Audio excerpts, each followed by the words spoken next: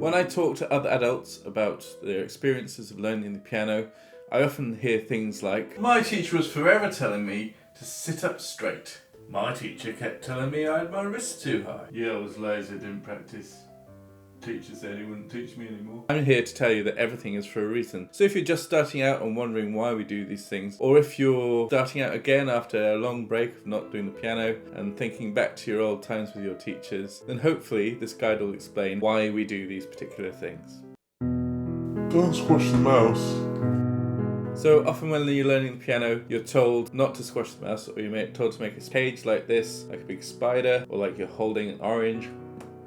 Now there should be a space for a mouse underneath the hand. Now we do this for a multitude of reasons, but the main ones are these. Firstly, we need space under the hand for the thumb to pass under when you're doing scales. The second most important reason is that we need to efficiently transfer the weight from your hand down onto the keyboard.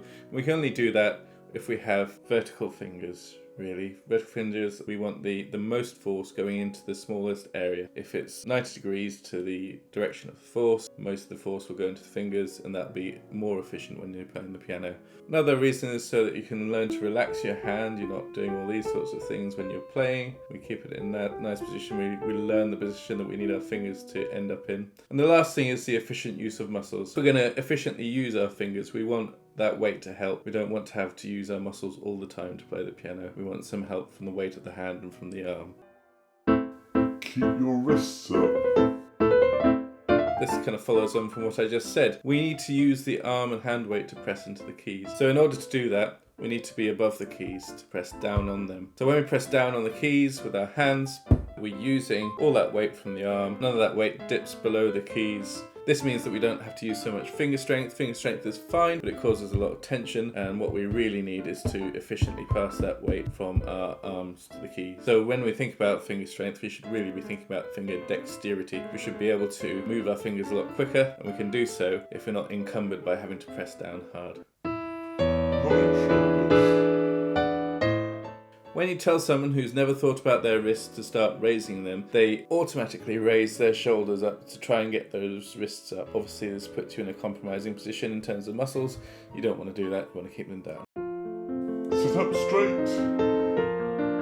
When we tell people to sit up straight, it's to get them into that nice position. Not only that, but it drums it into their head that they need to have a good posture when they're playing, so that further down the line, they don't end up with back problems and things as a result. Certainly if you're playing for hours on end, it's very bad to have a bad posture, as I well know, and there are lots of classes later in life, like Alexander techniques, to try and correct this problem. So let's try and get this early on and say, okay, we need to keep that posture, sit up straight from the start.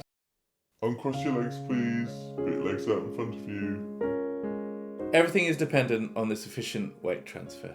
So if we are crossed our legs and they're underneath the seat and we're falling forward onto the piano, then we're putting a lot of weight unintentionally onto the keys, and that leads to keys sticking down, not being able to transfer your weight from one finger to the next, and things like that. So we need to try and be in a neutral position where we're sat comfortably on the stool and our weight is not affecting what we're doing on the keys, except for where we want it to.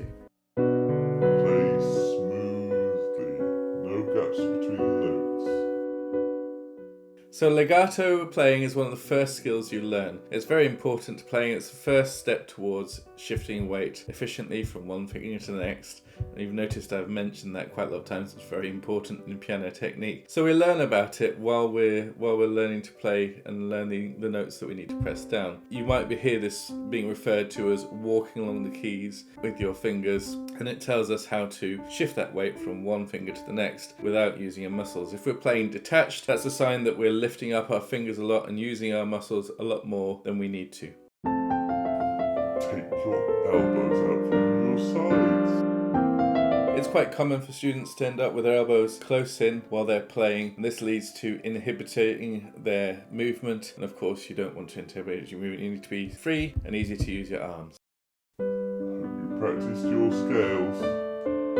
Scales are hugely important, and so are technical exercises, not just scales. Scales are an opportunity for the teacher to watch how you're using your hands and to correct your position, correct your weight transfer and things like that. They're an opportunity for you to smooth out things like longer fingers and thumbs, which are very different, trying to get them sound even and nice. They're also an opportunity for you to get to know the piano, going up and down the piano, getting to know all the keys and getting to know where your hands go so that you instinctually know and you get your muscle memory for where you put your hands when you get to play more difficult music. They're also an opportunity for you to get to know how tonality works. So you get to know which scales are which sharps and flats are in which scales, so it's almost a theory exercise as well, but in practice you get to know what it feels like to play in D flat, for example. Don't forget to look up at your music.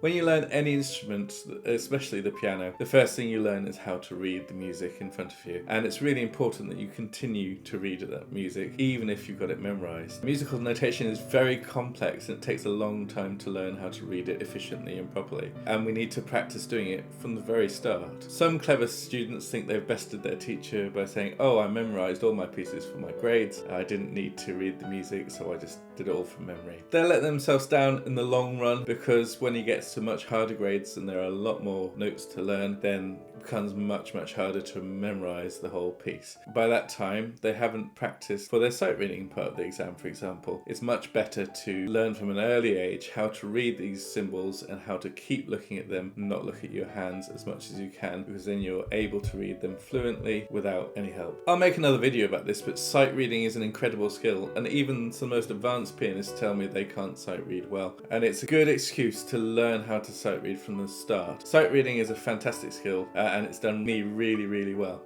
So if you can do it from this early age, if you can start thinking about it from this early age, all the better. Did you practice this week? Be honest.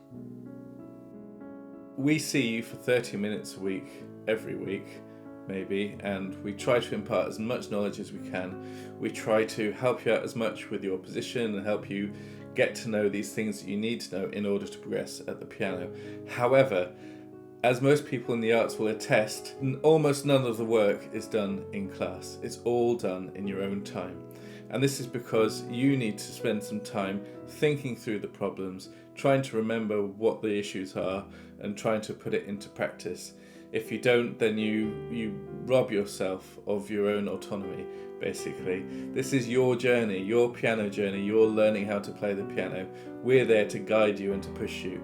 We're not there to give you everything. And if you don't do your own work, you're relying on what you get from us in class, and we can't sit next to you the whole time telling you how to do it. So it's so important that you get a sense of your own practice schedule, what you need to work on. You get a good rhythm to your work, and you get used to working things out yourself.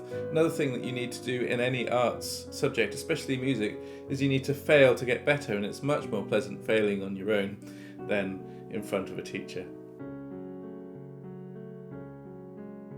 And that's it. If there's anything I've missed that your teacher used to tell to you, and I'm interested to hear, let me know in the comments. Similarly, if you have any questions about why or your teacher is telling you to do something or what you need to do to progress, then please let me know in the comments. I'll try to answer as best I can. And while you're there, why not hit the like button on this video and subscribe to my channel? It really helps me to make these things, and hopefully we'll make more of them that might help you. So don't forget to practice, and don't go squashing any mice, please. I'll see you next week. See you next time. Force of habit. Bye. Bye. Don't forget your practice. Don't forget your practice, please. Bye. Practice your scales, mind, not just the pieces. Not just the one you want to practice either. Practice the other ones. Okay, bye.